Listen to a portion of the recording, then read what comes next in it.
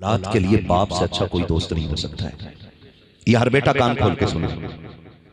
जो एक तस्वीर हमने बना रखी है ना, दकियानूसी तस्वीर, बाप मारने वाला होता है, बाप हड्डी तोड़ने वाला होता है, बाप उठा के पटकने वाला होता है। गलत सोचते हो, बाप से अच्छा कोई दोस्त नहीं हो सकता है, बाप से ज्यादा कोई तुम्हें प्यार करने वाला नहीं हो सकता है, बाप से ज्यादा तुम्हारा कोई खैरखा नहीं हो सकता है, बाप से ज्यादा कोई हमदर्द नहीं हो सकता है। अगर यकीन ना हो तो कभी पड़ोस के लोगों से पूछो, बताओ मेरे बाप ने मेरे साथ कैसा रवैया इख्तियार किया, तो पड़ोसी आपको याद दिलाएंगे जब आप दुनिया में तशरीफ लाए थे। आप अभी 3 दिन के थे कि आपको निमोनिया हो गया, आपकी पसलियां जाम होने लग गई, फेफड़ों ने काम छोड़ दिया था, सर्दी का मौसम था जब परिंदे घोंसला छोड़ने को तैयार नहीं होते थे, यही माँ बाप नंगे पैर दौड़ जाते थे ताकि बेटे को सही वक्त में दवा मिल सके। अगर इसी बेटे को खांसी हो जाती है जिस मौसम में परिंदे अपने दरख्त से उड़ना गवारा नहीं करते, ये घर छोड़ के निकल जाते थे। ये बारिश में चलने वाला बाप ही तो था, सर्दी में चलने वाला बाप ही तो था, धूप में चलने वाला बाप ही तो था, लोगों के ताने सुनने वाला बाप ही तो था, लोगों की गालियां सुन के आपके खर्चे पूरे करने वाला बाप ही तो था, अपने शौकों का गला घोट करके आपको कामयाब बनाने वाला बाप ही तो था। कहते हो कि बाप ने क्या किया है, बाप मारने वाला नहीं होता, बाप जिंदगी देने वाला होता है, बाप हयात बनाने वाला होता है, बाप जमीन से उठा करके आसमान पर ले जाने वाला होता है। यकीन ना हो तो आसमान लेना, अगर तुम लखपति हो, करोड़पति हो गए तो आपके यार को जलन हो सकती है, आपके दोस्त को जलन हो सकती है, लेकिन खुदा की कसम अगर आपका बाप सिर्फ हाफिज कुरान है, बेटा आलिम दीन बन जाए तो बाप को जलन नहीं होती है, बाप को हसद नहीं होता है। बल्कि अगर कोई बंदा बाप को सलाम करता है, बेटा को देख करके, बेटा देखता है बाप को, और अगर कोई बेटे को सलाम करता है, बाप सीना छोड़ा करके कहता है लोगों रब का शुक्र है मैंने बेटा ऐसे बनाया है कि लोग इसे सलाम करते हैं और कद मेरा ऊंचा हो जाया करता है। शुक्रिया साहब। इब्राहिम भाई की शादी हज़रत अल्लामा मुफ्ती हम्माद रज़ा शाही किबला, ख्वाजा का हिंदुस्तान, मई का सुन्नी मुसलमान,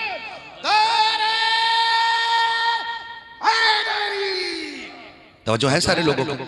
बाप दुश्मन नहीं होता, बाप दोस्त होता है, बाप दोस्त होता है। और बाप से मेरी गुजारिश है, हम अगर ये चाहते हैं ना कि हमारी औलाद बुढ़ापे में हमारे बगैर खाना ना खाए, तो मैं कहता हूं बचपन से अपनी औलाद को इतना आदी बना दो कि वो बचपन से आपके बगैर खाना ना खाए।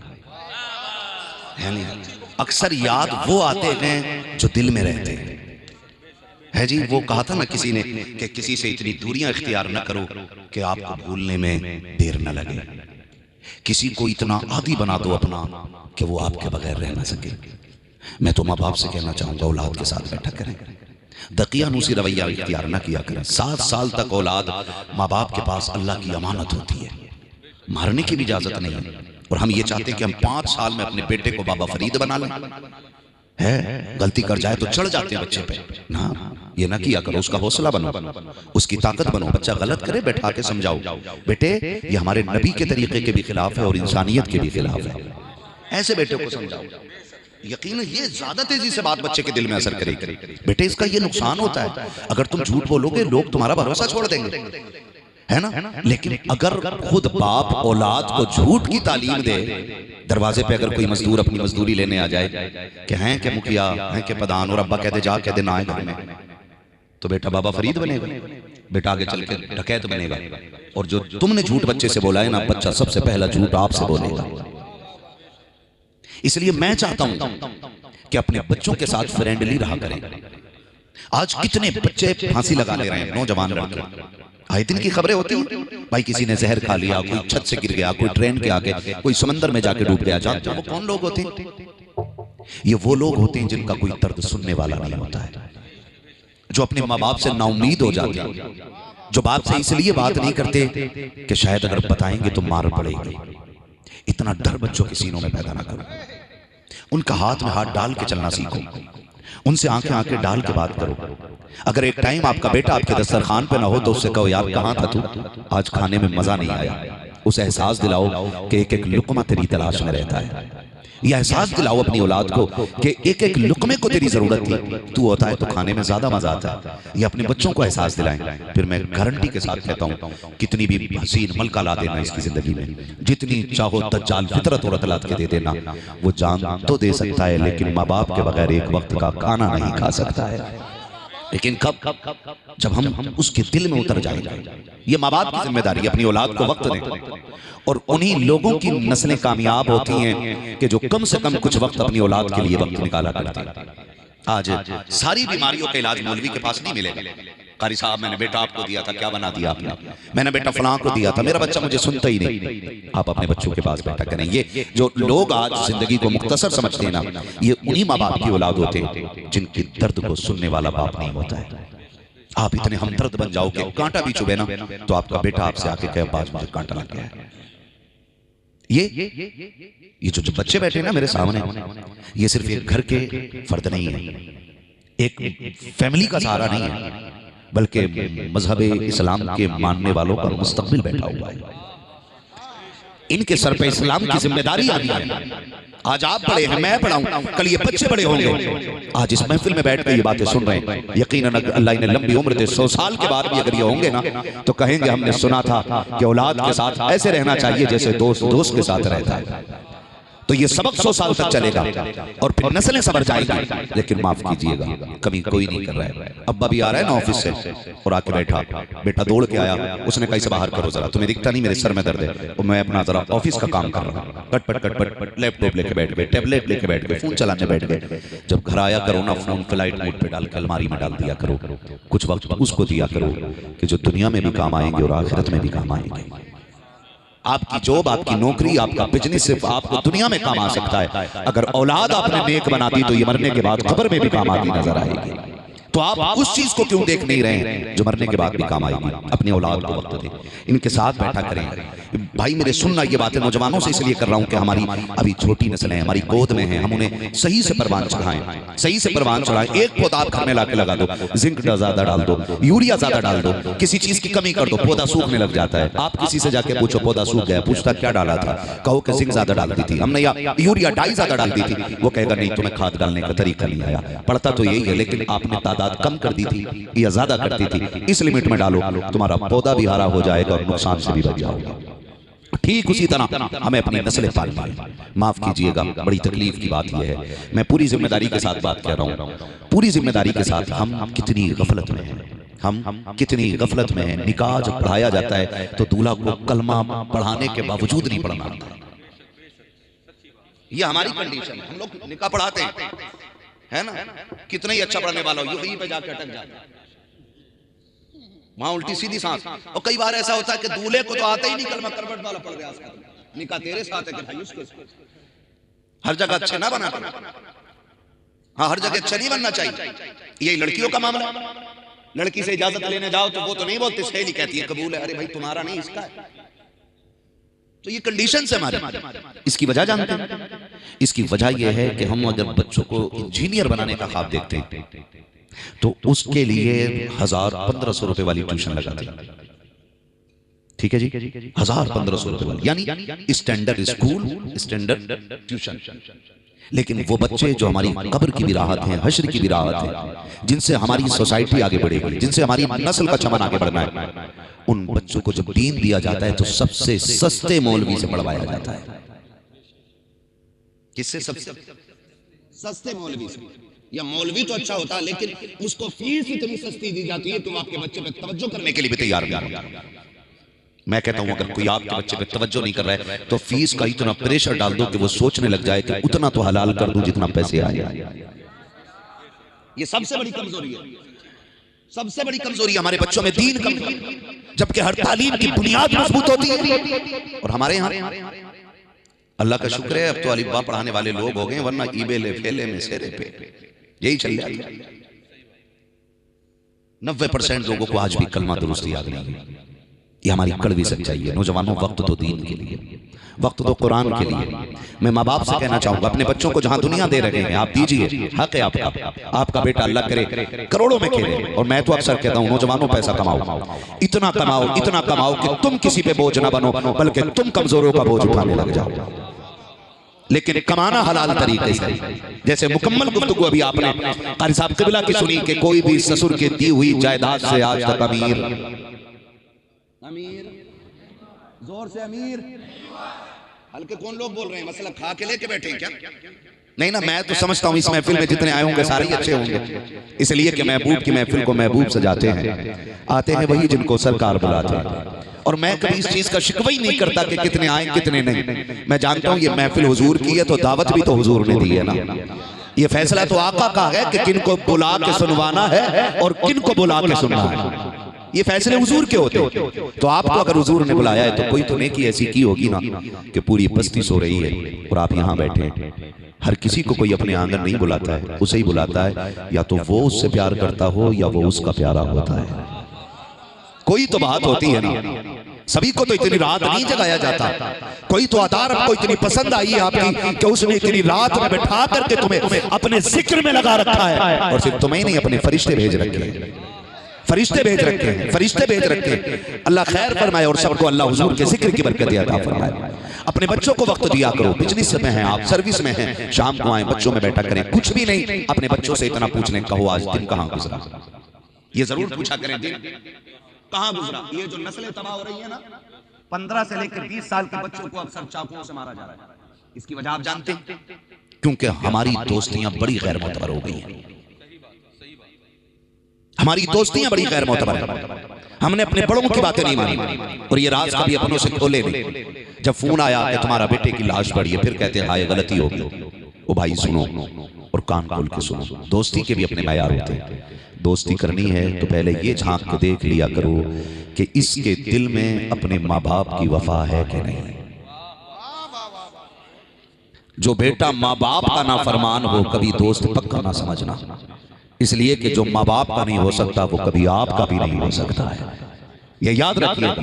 आज जो दोस्तियां हमने बना ली है ना, आज जो धोखा दे दे करके मारा जा रहा है जवानों को, बहुत ज्यादा होश के नाखून लेने की जरूरत है। अपने बच्चों पे नजर रखें माँ बाप। कम से कम शाम को बैठे अपने बच्चे से पूछे, बेटे दिन कहाँ गुजरा, बताओ पूरे दिन की एक्टिविटी क्या रही। आपका बच्चा बताएगा, अब्बा मैं इतने बजे से इतने बजे स्कूल रहा, वहां से आया मैंने खाना खाया, वहां से आया ट्यूशन के लिए गया, उसके बाद में बैट बॉल लेके खेलने के लिए निकल गया। बेटे अच्छा कौन कौन तेरे साथ खेलता है, नाम पूछिए, किसके साथ खेलते हो, तुम्हारी टीम में कौन है, सबसे गहरा दोस्त कौन है तुम्हारा। अगर आपका बच्चा नाम लेके कहता फना मेरा सबसे गहरा दोस्त हो, तो फिर ये देखिएगा कि उस दोस्त के हरकत कैसे है, वो दोस्त कैसा है, अखलाक कैसे है, रवैया कैसा, कहीं वो बिगड़ा हुआ तो नहीं है, कहीं बदकिरदार तो नहीं है, आपका बेटा माँ बाप का नाफरमान तो नहीं है। अगर आप ये चीज देख लेते हैं, अगर आपको लगता है कि उसका करैक्टर अच्छा नहीं है, वो किरदार का गलत है, तो बेटे को साइड कर दो। कहते ना बेटा कभी उसके साथ ना जाना, वो अच्छा बंदा नहीं है। याद रखिएगा दोस्ती के इंतखाब के लिए भी मयार हुआ करते हैं। अपने बच्चों के दोस्तों पे नजर रखो, उनके उठने बैठने पे नजर रखो, उनका वक्त कहाँ गुजर रहा है इस बात पर नजर रखो, खाली वक्त में क्या एक्टिविटी है इस बात पर नजर रखो, दीनियात में कितना मशगूल रहता है इस बात पर नजर रखो, असरियात में कितना मशगूल रहता है इस बात पर नजर रखो। अगर आपका बेटा आपके हाथ से बचपन में निकल गया तो फिर ना कोई मौलवी बचा पाएगा, ना कोई पीर बचा पाएगा, ना कोई तावीज बचा पाएगा, ना कोई डोरी बचा पाएगी। इसलिए कि हमारा मानना यह है औलाद के लिए सबसे बड़ा पीर उसका बाप होता है और सबसे बड़ी दुआएं माँ बाप की हुआ करती है। तू तो अपना नाम लगा बात कर।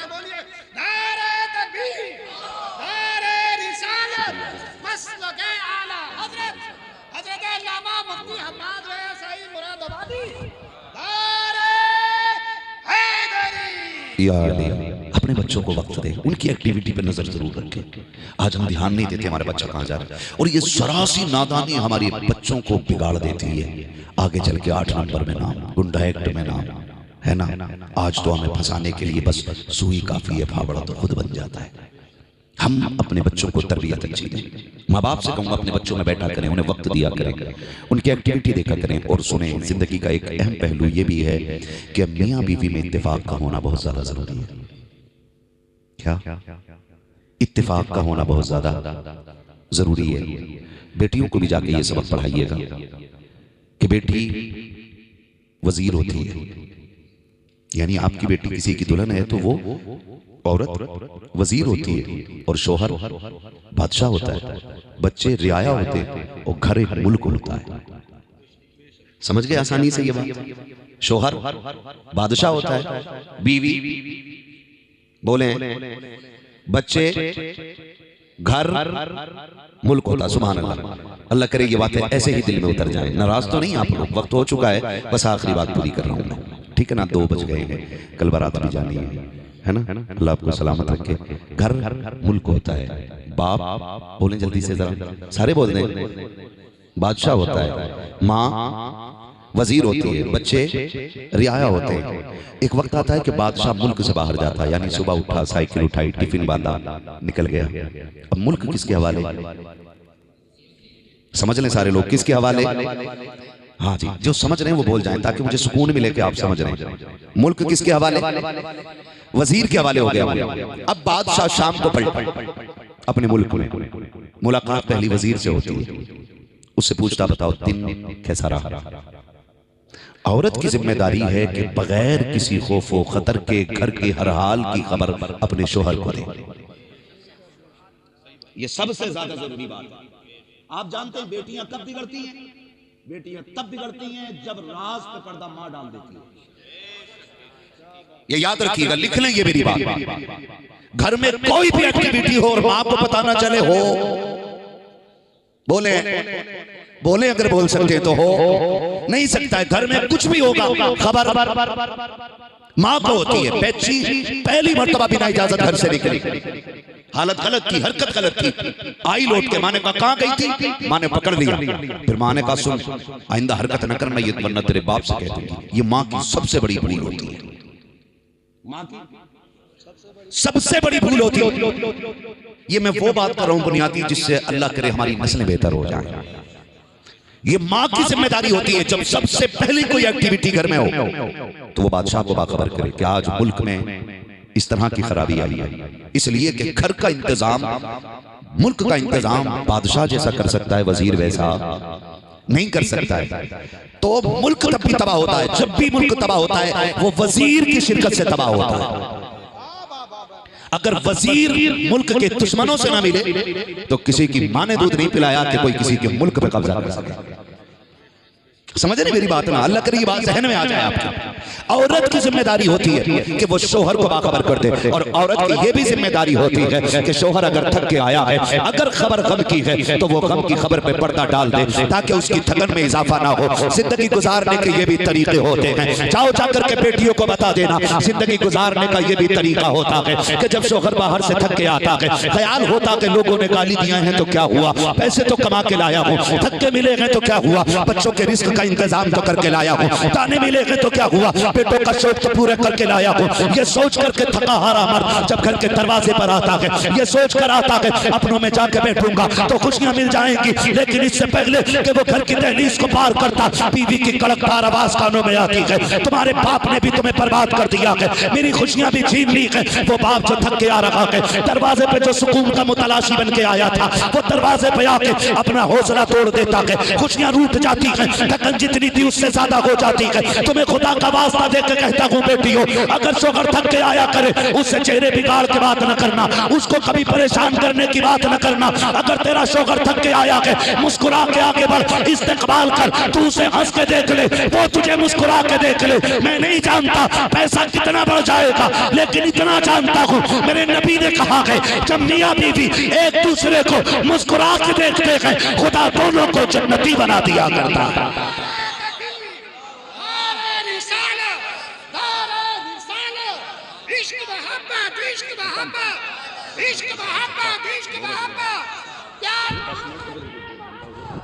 बस्ती बस्ती करिया करिया बस्ती बस्ती करिया करिया।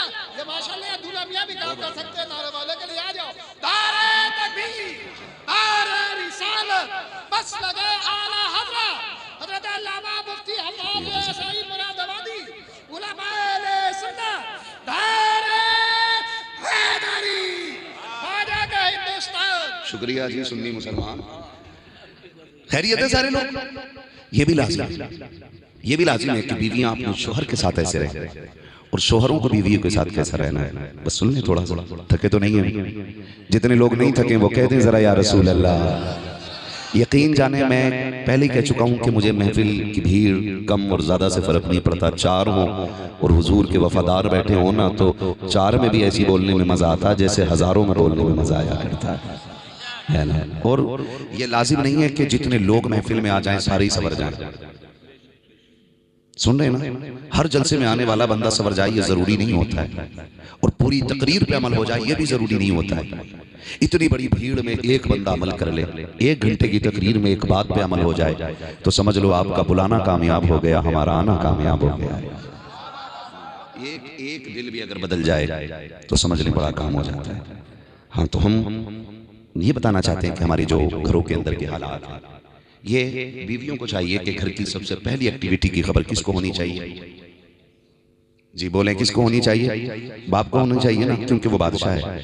अगर उसने छुपा ली, बाद में कहती है, जब लड़की भाग जाती है तो कहती है हाय मुझे पता ही ना चला। ये सबसे बड़ा झूठ होता है औरत का, उसको सब पता होता है। बाप से छुपी रहती हैं बातें, लोग बदकिरदार हो जाते हैं, इस बुनियाद पे हो जाते हैं। क्यों? ये देखो, ये किसी के भी साथ हो सकता है, हालात है। मैं ये नहीं कह रहा हूं कि जी मैं हसन बसरी, मेरे घर की हर बेटी राबिया बसरी है, नहीं।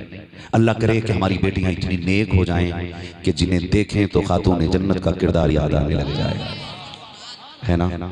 अल्लाह कादिर मुतलक है, वो चाहे तो नेकों में बद पैदा कर देता है और बदों में नेक पैदा कर देता है। ये तो उसकी कुदरत का मामला है ना, वो तो उसकी कुदरत का मामला है। हाँ भाई, वो मोमिन के घर काफिर पैदा कर दे, काफिर के घर मोमिन पैदा कर दे, ये तो वो मालिक है ना। हम तो कोशिश करने वाले लोग हैं और दुआ करने वाले लोग हैं। हजरत राबिया बसरिया रज़ी अल्लाह तआला अन्हा बड़ी पाई की बुजुर्ग है, हजरत राबिया बसरिया। अल्लाह करे हर बेटी को ये सदका मिल जाए। राबिया बसरिया जानते हो कितने पाई की बुजुर्ग है? इतने पाई की बुजुर्ग हैं राबिया बसरिया के रोजाना रात को 500 रकात नफल अदा करती थी। बोलें सुभान अल्लाह, क्या बात है, बहुत अच्छा आप सुन रहे हैं। अल्लाह आपको सलामत रखे। ये मोहब्बतें हों तो फिर रातें भी छोटी लगने लग जाती हैं, है ना। मुश्किल में रात लंबी रखती है और मोहब्बत में रात छोटी लगती है। तवज्जो है ना सबकी? एक रात में कितनी रकात नमाज अदा करती थी? 500 रकात नमाज अदा करती। फिर रात का कुछ हिस्सा बच जाता तो रोने बैठ जाती मुसल्ले पे। किसी ने करा दिया पूरी रात 500 रकात नमाज अदा करती हो, फिर रोने क्यों बैठ जाती हो?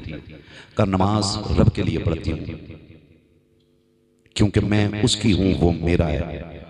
और कहा फिर रोती क्यों हो? कहा मैं जिससे इश्क करती हूँ वो बेनियाज भी है, इस बात के डर से रोती हूँ। मैंने 500 रकात पढ़ी है, अगर उसने कबूल न की तो क्या बनेगा? ये भी मामलात होते हैं। सुन रहे मेरी बात? 500 रकात नमाज अदा करके फिर बाद में रोना।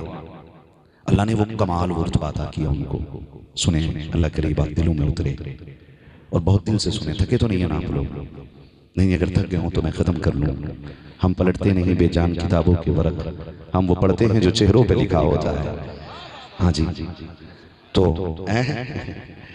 4 बजे तक तो ठीक है। किसी को इतना नचा हो कि दम निकल जाए। हमें आज भी तकरीबन 500 साढ़े 500 किलोमीटर दूरी से मैं यहाँ तक पहुँचा हूँ बाई कार सफ़र करके, है ना। आपसे मुलाकात रब ने मुकद्दर रखी थी, इसलिए मुलाकात हो गई। खैर, रोती थी 500 रकात नमाज अदा करने के बाद। यही राबिया बसरी आई, एक दिन नमाज अदा की, मुसल्ले पे बैठी, ऊँग आई तो सो गई। सोई ना तो चोर आ गया।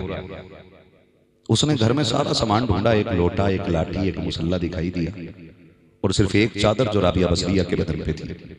उसने सोचा ये चादर भी क्यों छोड़ूं, इसे भी ले लूं। जैसे ही उसने चादर की तरफ हाथ बढ़ाया ना, अंधा हो गया। क्या हुआ? अंधा हो गया। डर की वजह से हाथ पीछे किया, फिर आंखें लौट गई, फिर हाथ बढ़ाया, फिर अंधा। 3 मरतबा ये किया, तीनों मरतबा अंधा हो गया। फिर जो हाथ बढ़ाने का इरादा किया, आवाज आई, नादान गफलत में है तू।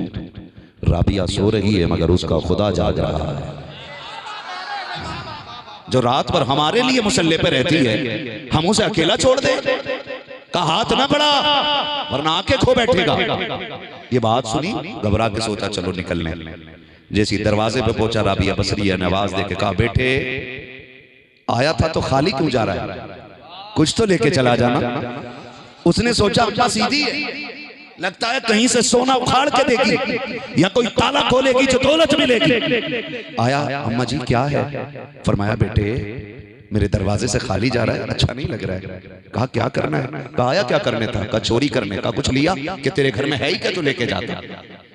तो राबिया बसरिया ने कहा कि गलत जगह है, आ तुझे उस घर लेके चलूं ना, कि अगर इस पहर उठ के उस घर में चोरी के लिए निकलेगा ना तो फिर कभी खाली नहीं लौटेगा। उसने सोचा किसी अमीर का पता मिलेगा। राबिया बसरिया ने जो लोटा अपने लिए वजू के लिए भर के रखा था, फरमाया बेटे इससे वजू कर। उसने कहा आज तक तो कभी पढ़ी नहीं, लो चलो इनकी मांग ने क्या पता वजू करा के अच्छा घर बता दे। उसने जल्दी से वजू किया, ये वो पानी था जो राबिया बसरिया ने अपने लिए रखा था। अल्लाह अकबर। फरमाया बेटे इससे वजू कर ले। जैसे वजू किया के कहा अम्मा अब बताओ किधर जाना है। राबिया बसरिया ने अपनी वो सजदों वाली चादर उठाई और उठा करके चोर के लिए बिछा के कहा बेटे इस पे 2 रकात नमाज के लिए खड़ा हो जा। अल्लाह अकबर। जैसी 2 रकात के लिए खड़ा हुआ है, उसने रुकू किया, सजदे में पहुंचा है। राबिया बसरिया ने आसमान की तरफ निगाह उठाई, कहा मेरे परवरदिगार मैं तेरे दरवाजे तक ले आई हूं। जितना राबिया के कब्जे में था उतना राबिया ने कर दिया के, और अब जो तेरे हिस्से का रह गया के वो तू करके दिखा दे। आवाज़े कुदरत आई, राबिया दिल थोड़ा ना कर, तुझे खाली नहीं लौटाएंगे। यहाँ तक तू लेके आई है, तू इसके दिल की पारसाई की बात करती है। सुन, जब ये तेरे लोटे के पानी से अपना चेहरा धो लगा था, हमने हौजे कौसर से इसके दिल को धो दिया था। अब तू सजदे में ले आई है, हम वादा करते हैं आया चोर बन के था, जाएगा इस दर से वली की डिग्री लेकर।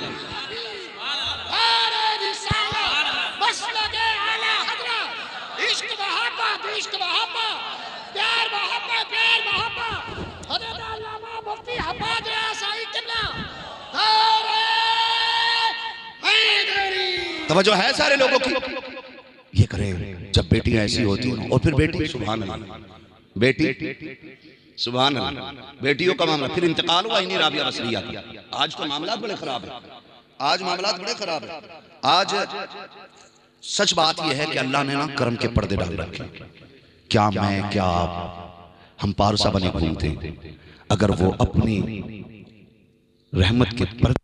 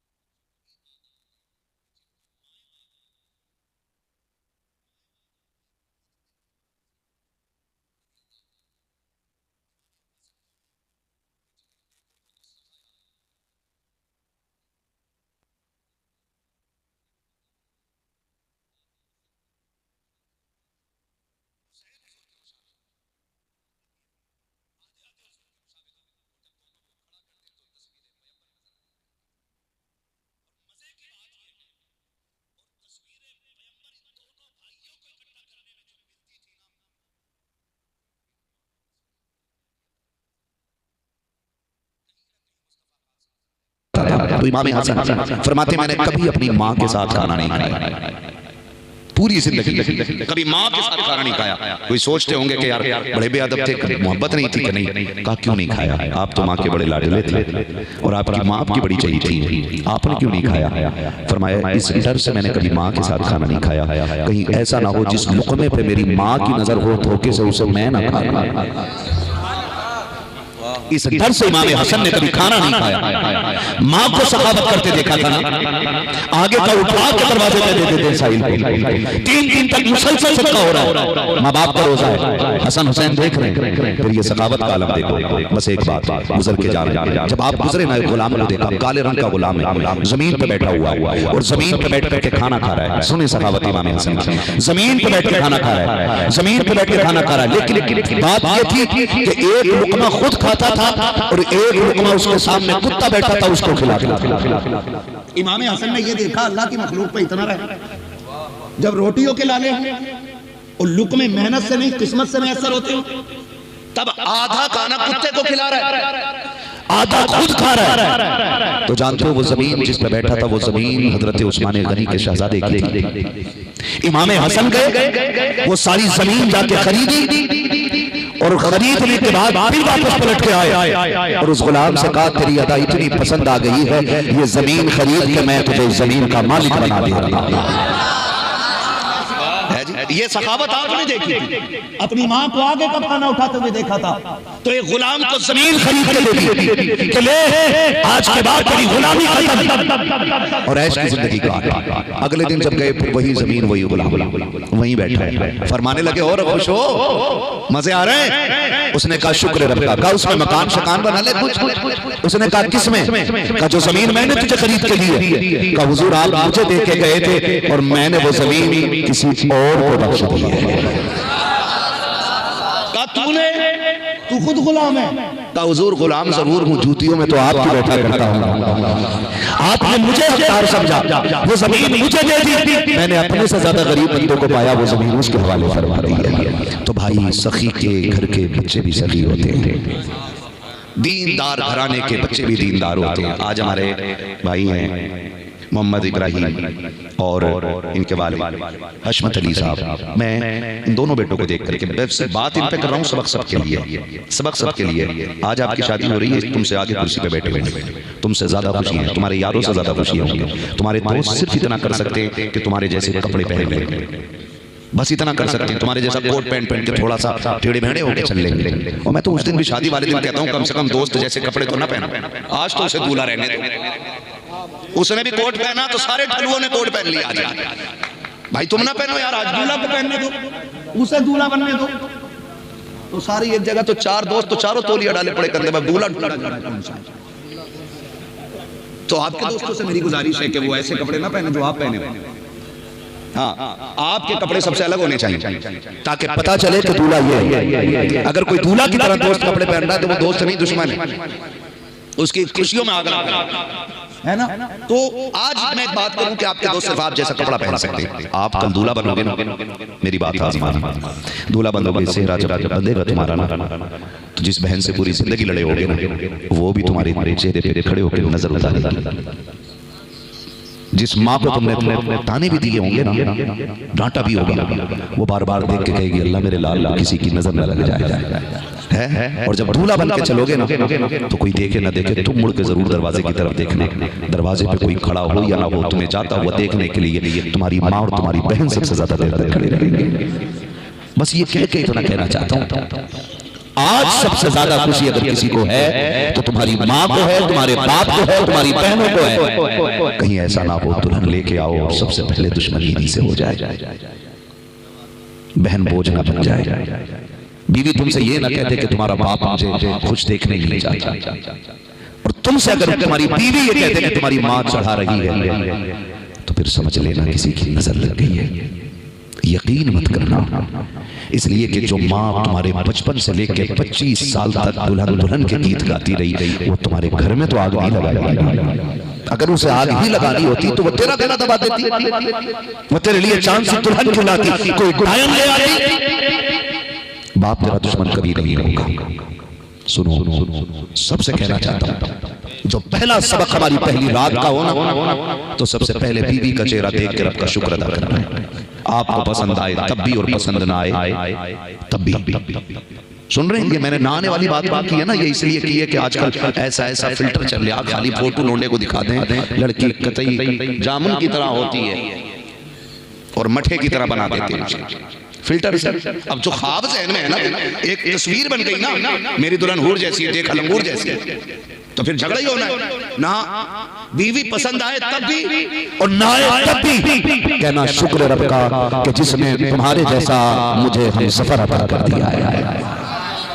इसलिए कि आज किसी की बेटी दुल्हन बन रही है, कल मेरे घर की बेटी किसी के घर की दुल्हन बनेगी।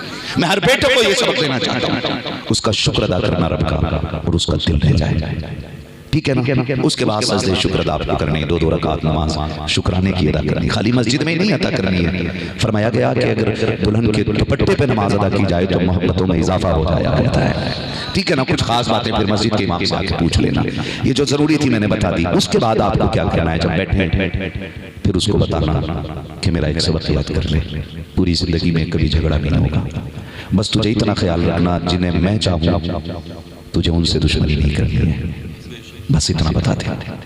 जो मेरे प्यारे रहे वो तेरे प्यारे होने चाहिए, बस इतना बता दे। और उससे कह देना कि मेरी जन्नत मेरे माँ बाप के कदमों में है और तेरी जन्नत मेरे कदमों में है। अगर तुझे अपनी बचानी है तो कभी मेरी जन्नत मुझसे जुदा ना होने देना, बस ये बातें कह देना। फिर देखना खुदा की कसम घरों में बहार आ जाएंगे।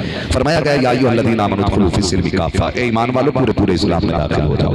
हम जाहिर में भी इस्लाम में दाखिल हो जाएं और बातनी तौर पे भी हम इस्लामी उसूल अपने अपना लें, हुजूर के तरीके को अपना लें, मोहब्बतें प्यार बांटें, एक दूसरे से मोहब्बत करें और कोशिश ये करें कि शादी हमारी होगी, बातें मदीने वाले की होती रहेंगी। करेंगे ना इंशाअल्लाह, करेंगे इंशाअल्लाह। हमारे इब्राहिम भाई और इन जैसे जितने भाई हैं, अल्लाह सबको बरकत अता फरमाए। एक बात याद रह कर लें, याद कर लें, याद कर लें। शादी पे काट सकते हैं सबके, जल्दी बोल दे, जल्दी।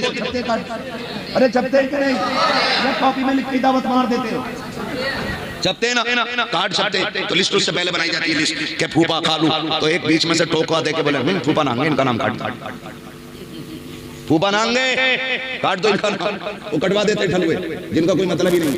लेकिन कुछ समझदार लोग बैठे होते हैं, वो कहते हैं कैसे नहीं आएंगे, हम जाएंगे ना लेने, हम जाएंगे ना। बारात में दुनिया हो और अपने ना हो तो मजा नहीं आया करता है ना। हम जाएंगे ना, खालू नाराज हम लेके आएंगे। मैं ये कहता हूँ आप सबको मना के बुला लेते, सबके नाम के कार्ड होते हैं। सुने, एक कार्ड हुजूर के नाम का भी होना चाहिए, और वो कार्ड ये नहीं जो तेरे मेरे घर कार्ड आता है, एक दावत हुजूर के नाम की। दावत देंगे कैसे, तो दावत का तरीका ये जो भाई इब्राहिम ने अपनाया है, इनके खानदान ने अपनाया है। हुजूर को बुलाने का तरीका यही है। फरमाया गया दुनिया को बुलाने के लिए कागज के कार्ड भेजते हो, और जब हुजूर